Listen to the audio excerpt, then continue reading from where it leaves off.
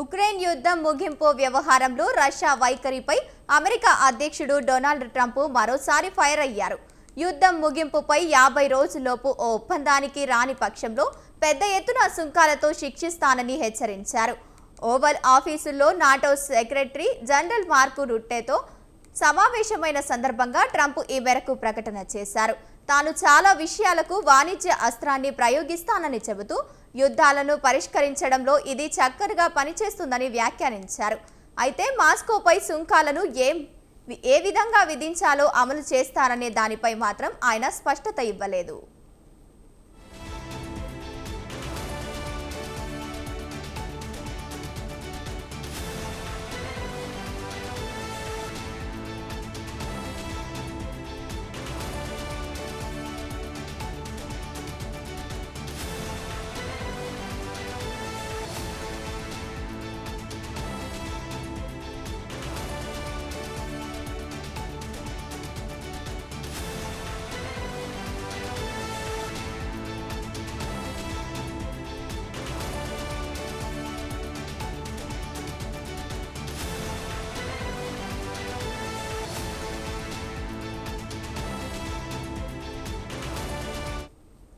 నాటోకు అత్యాధునిక ఆయుధాలు అందజేస్తున్నామన్న ట్రంప్ ఉక్రెయిన్ను ఆయుధాల పంపిణీకి నాటో సమన్వయం చేస్తోందని తెలిపారు.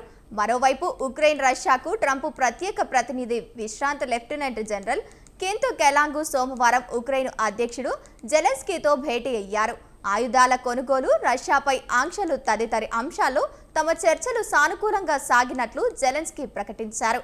మాస్కోతో సుదీర్ఘంగా పోరాటం చేస్తూ కీవ్కు మరిన్ని ఆయుధాలు అందించేందుకు ట్రంప్ అంతకుముందు అంగీకారం తెలిపిన విషయం తెలిసిందే. పెట్రియల్ ఎయిర్ డిఫెన్స్ సిస్టమ్ను పంపించనున్నట్లు వెల్లడించారు.